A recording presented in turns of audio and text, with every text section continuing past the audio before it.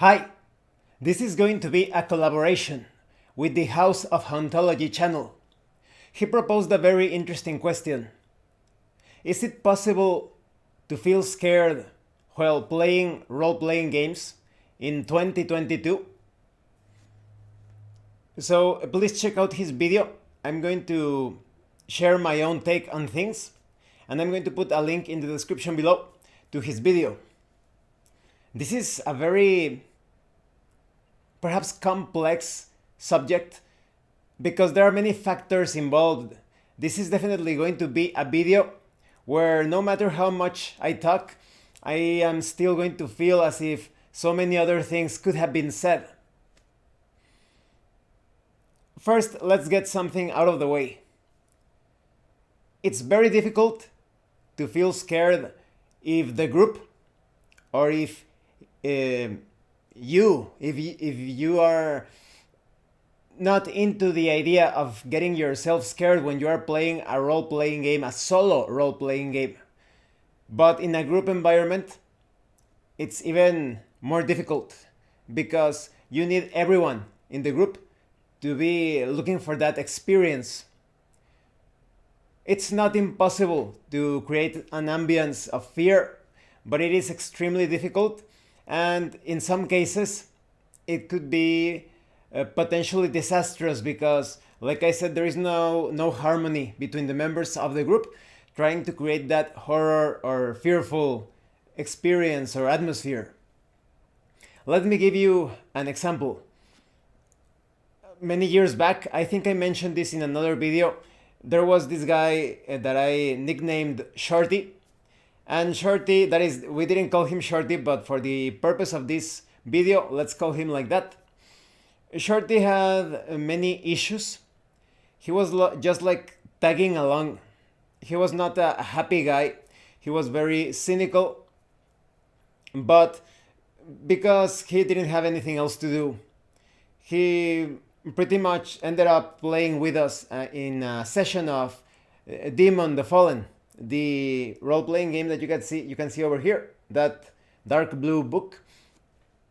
A lot of you already know it's from the old World of Darkness line of RPGs. It's about role-playing as fallen angels. And yes, he wasn't really there. It would have been more helpful to have an empty chair because he was just there disrupting the experience. But we reached that part where something affected him quite deeply. It triggered him. Because that game has to do with angels and demons, and he came from a religious background.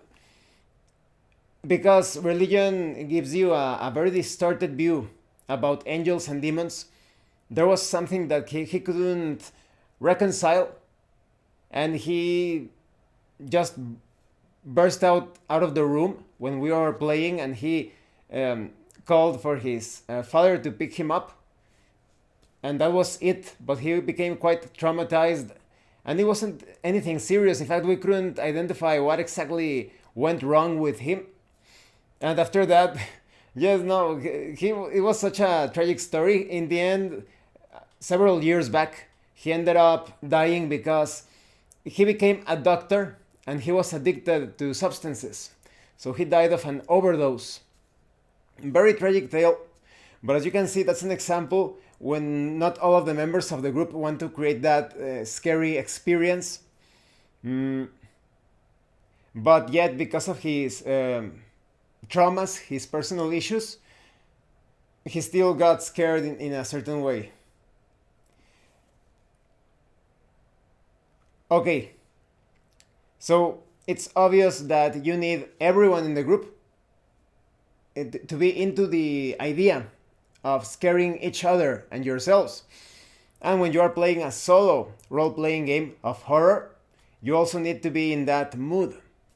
I've produced a few videos in the past. I made a few videos where I gave you some tips and advice, and I also talked about different solo role-playing games like the English eerie rural horror storytelling game, where they give you some tips on playing with low dim lights, and they even recommend using a mirror And I also gave my own tips on playing outside at night, that is in your patio or in your garden, because it really enhances the atmosphere, especially if it's a bit cold. But if it's cold, if you are not very good handling cold environments, make sure that you are wearing a jacket or something.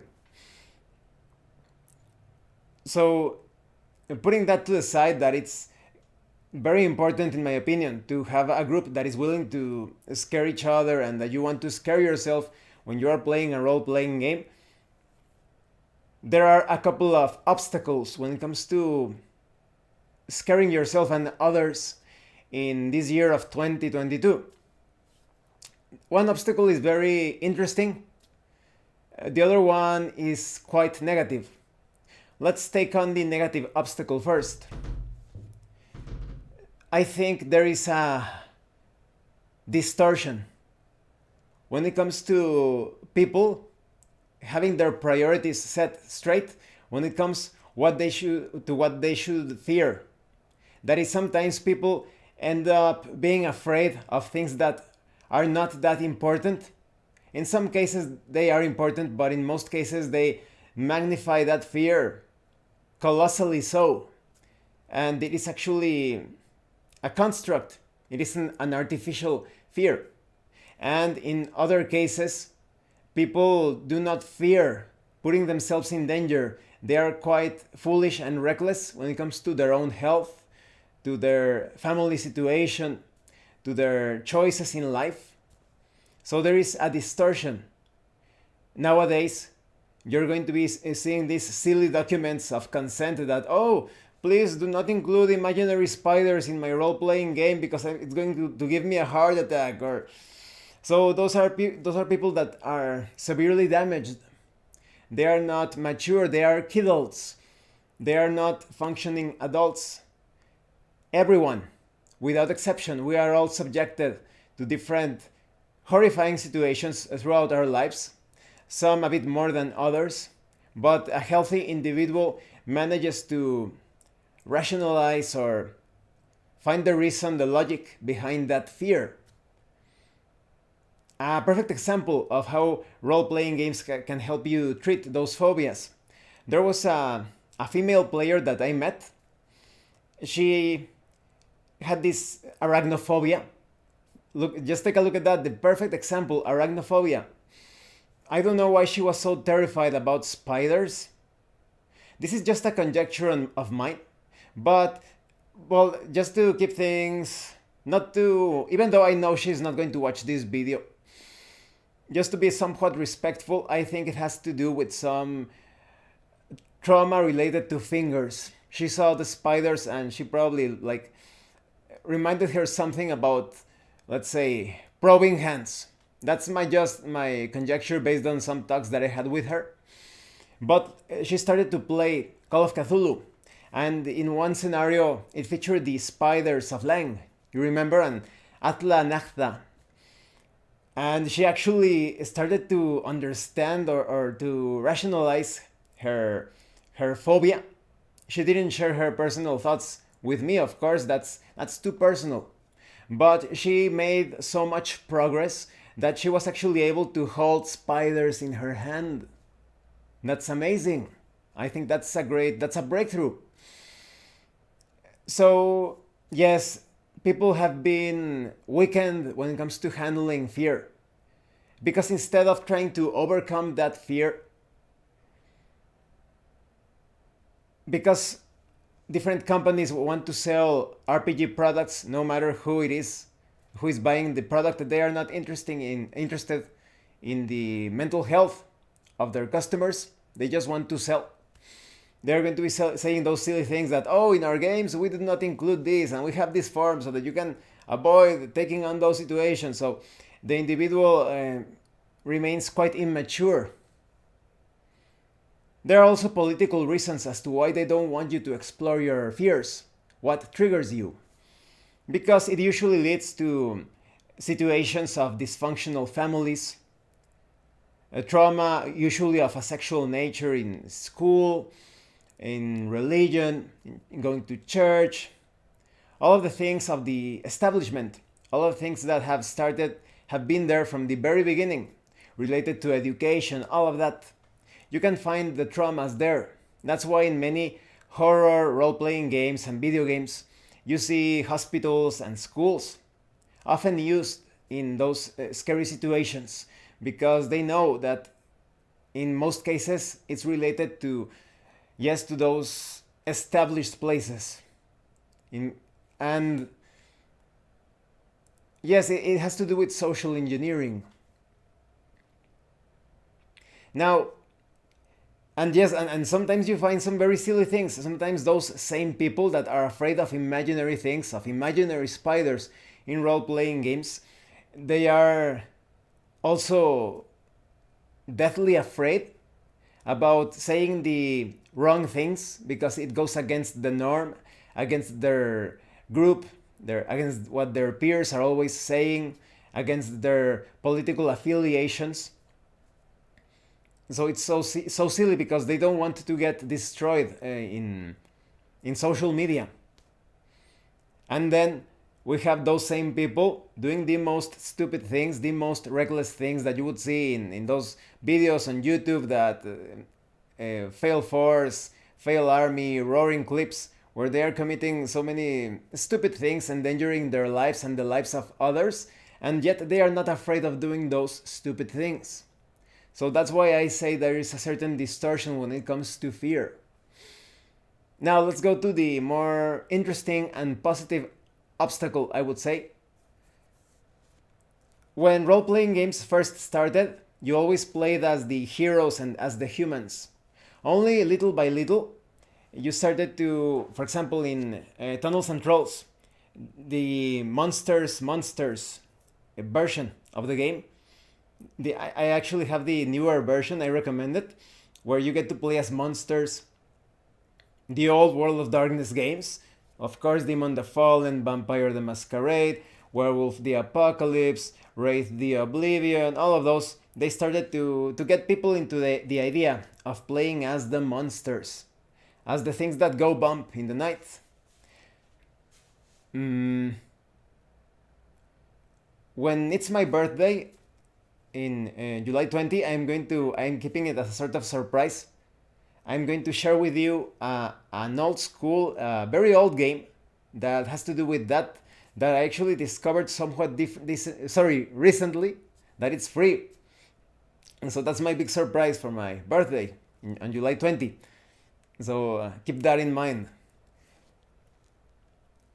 When you play those role-playing games where you are the monster, you also become a bit, not exactly jaded, but you come to accept those sources of fear as if they are part of you. I think there is great educational value when it comes to those horror role-playing games where you are the monster, because it reveals some secret about fear.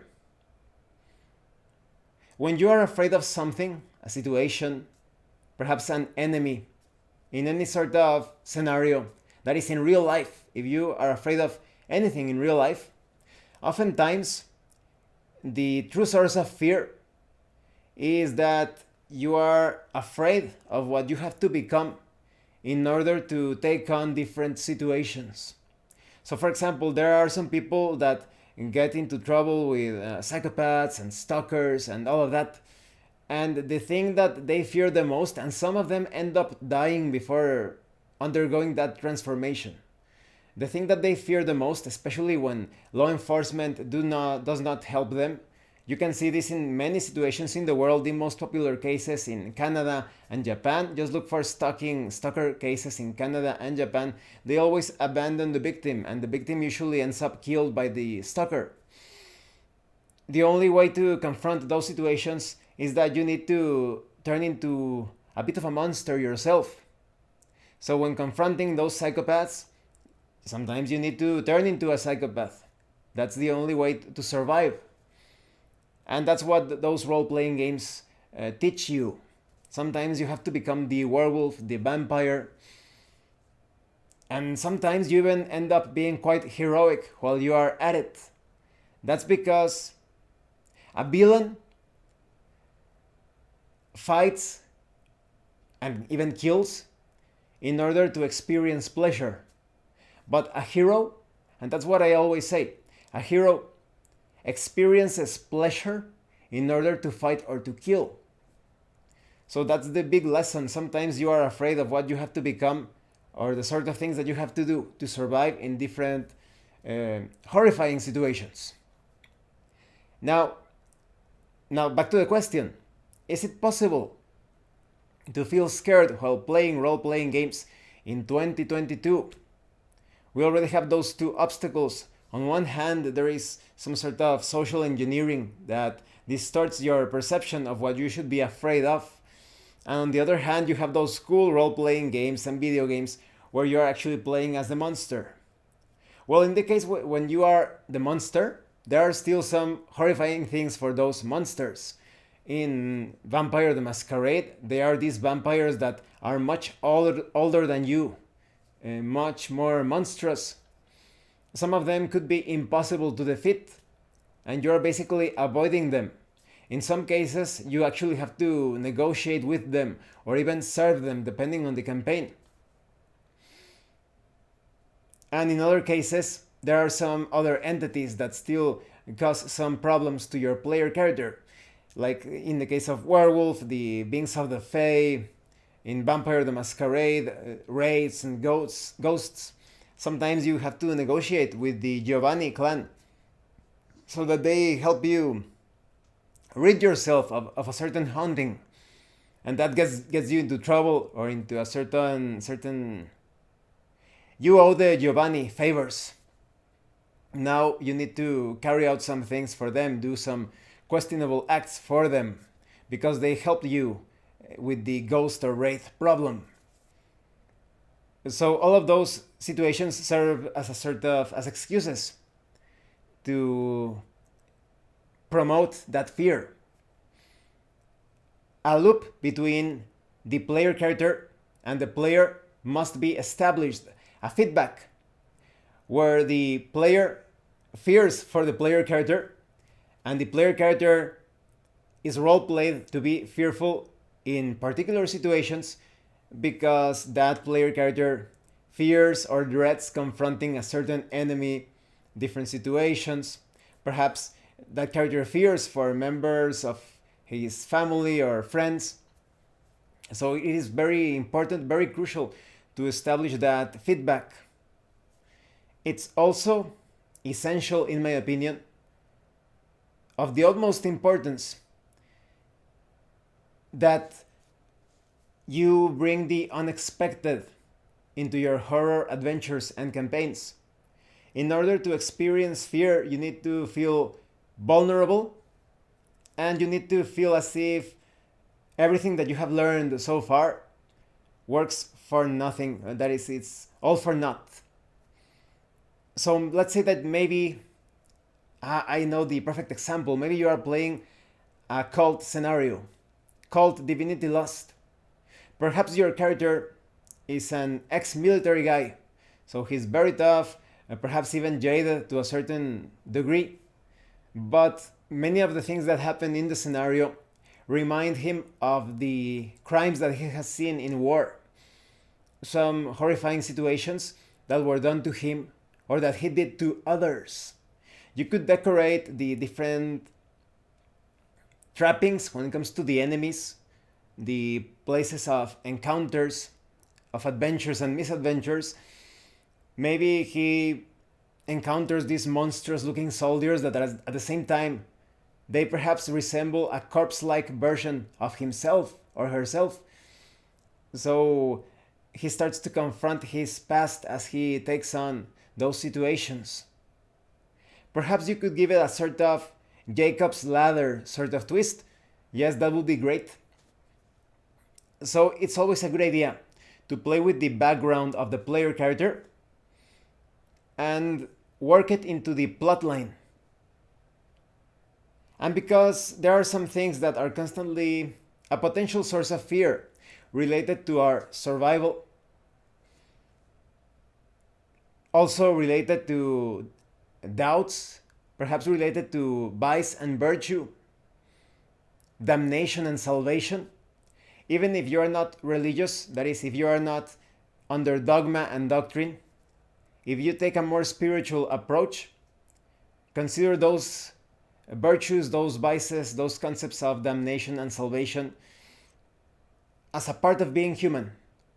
Then you can play those elements into any scenario in a role-playing game with the unexpected element that I mentioned to create some fearsome situations, some horrifying instances. So I think it is possible to experience fear in this year of 2022 when playing role-playing games, but you really need to put some effort into it. In a group situation, everyone needs to help to collaborate with that horror experience.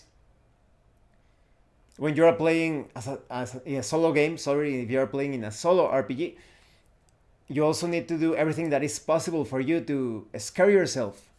Remember, you are safe. There is this nonsense that you need to create some sort of safe space in role-playing games. Nothing is going to kill you in a normal role-playing game. No one is going to, if your character dies, you're not going to die. If your character is bitten by a spider, nothing is going to happen to you in real life. So taking that into consideration, when it comes to solo role-playing games, I think you will enter a meditative state, a sort of meditation in which you explore your true sources of fear. If you think that your solo session is not horrifying, if you're not experiencing fear, then you need to dig deeper. There is surely something within you that scares you, and you can play that into the session. And you may even come to understand some things about yourself and become a very brave person.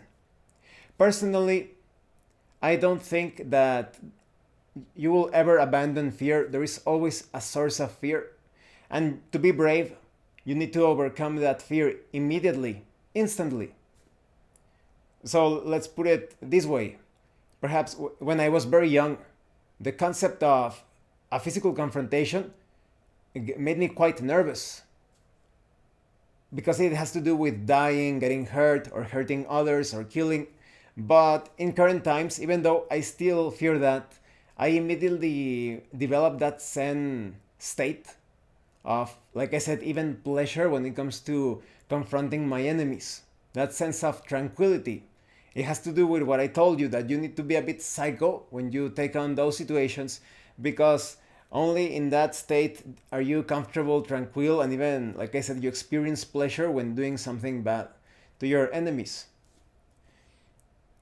So yes, definitely this is a worthy subject when it comes to figuring out some things about fear while you are having fun playing role-playing games with others or as a solo experience. Definitely check out the House of Hauntology's video. I'm quite curious what he will share with us. So thank you for watching this video. If you have any comments or questions or your own thoughts about fear and having a fearful experience even in this year of 2022, please let us know in the comments section below. And thank you so much to those of you that have been supporting the channel by sending drive-thru RPG gift certificates. If anyone else wants to further support the channel, the information on how to do that will be in the description below. Once again, thank you and see you later.